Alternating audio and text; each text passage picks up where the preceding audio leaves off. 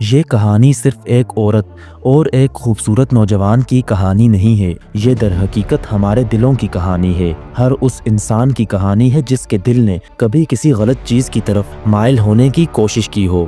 تو آئیے وقت کے پرچوں کو پلٹتے ہیں اور مصر کی اس عظیم سلطنت میں چلتے ہیں۔ مصر ایک طاقتور بادشاہت، یہاں کے ایک امیر اور با اثر وزیر عزیز مصر کی ایک خوبصورت بیوی تھی جس کا نام تھا زلیخا۔ زلیخا حسن و شباب سے مالا مال تھیں، ان کے پاس دنیا کی ہر نعمت تھی، دولت، شہرت، رتبہ، لیکن ان کے دل میں ایک خلا تھا۔ اور پھر ایک دن وزیر ایک نوجوان لڑکے کو گھر لے آئے۔ وہ لڑکا انتہائی خوبصورت تھا، اس کے چہرے پر ایک عجیب سی نورانیت تھی، ایک دیوانگی والا حسن تھا۔ یہ حضرت یعقوب علیہ السلام کے پیارے بیٹے یوسف علیہ السلام تھے، جنہیں ان کے حسد کرنے والے بھائیوں نے کنویں میں پھینک دیا تھا اور ایک قافلے والے انہیں مصر لے آئے تھے۔ عزیز مصر کے وزیر نے اپنی بیوی زلیخا سے کہا کہ ان کے ساتھ اچھا سلوک کرنا، یہ ہمارے لیے فائدہ مند ثابت ہو سکتے ہیں۔ زلیخا نے جب یوسف علیہ السلام کو دیکھا تو وہ ان کی خوبصورتی پر فدا ہو گئیں۔ یہ محض ایک جسمانی کشش نہیں تھی، بلکہ یوسف علیہ السلام کے چہرے سے ٹپکتا ہوا وہ نور تھا جس نے زلیخا کے دل کو چھو لیا۔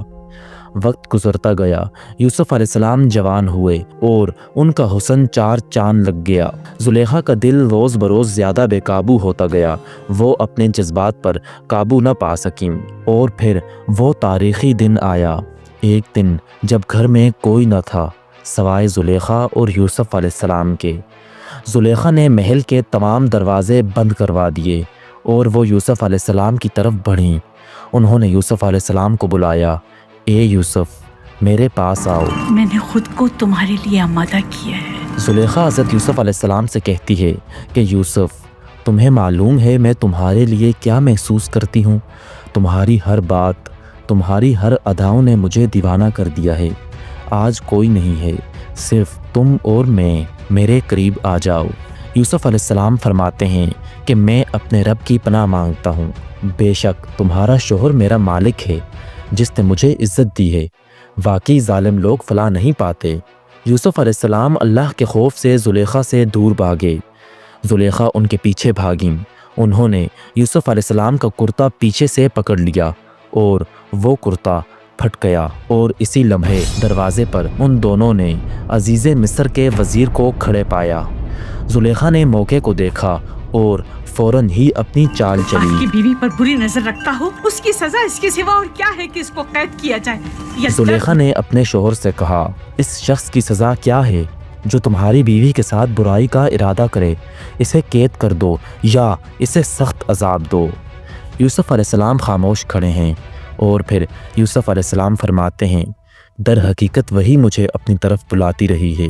اچانک زلیخا کے خاندان کا ایک بزرگ وہاں آ پہنچا۔ اس نے معاملے کو سمجھ لیا۔ اس نے کہا، اگر یوسف کا کرتا آگے سے پھٹا ہوا ہے تو زلیخا سچی ہے اور یوسف جھوٹے ہیں، اور اگر ان کا کرتا پیچھے سے پھٹا ہوا ہے تو زلیخا جھوٹ بول رہی ہے اور یوسف سچے ہیں۔ جب سب نے دیکھا تو یوسف علیہ السلام کا کرتا پیچھے سے پھٹا ہوا تھا۔ صاف ظاہر تھا کہ یوسف بھاگ رہے تھے اور زلیخا نے انہیں پیچھے سے پکڑا تھا۔ سچ سامنے آ چکا تھا۔ عزیز مصر کے وزیر نے یوسف علیہ السلام سے کہا، اس واقعے کو چھپا دو، اور انہوں نے زلیخا سے کہا، تم اپنے گناہ کی معافی مانگو، تم ہی قصوروار ہو۔ لیکن معاشرے میں یہ بات پھیل گئی۔ مصر کی خواتین زلیخا پر انگلیاں اٹھانے لگیں۔ عزیز مصر کی بیوی اپنے لڑکے کے پیچھے دیوانی ہو گئی، اس کا تو عشق اسے بے عقل بنا چکا ہے۔ زلیخا کو یہ باتیں چبھیں۔ انہوں نے ایک چال چلی۔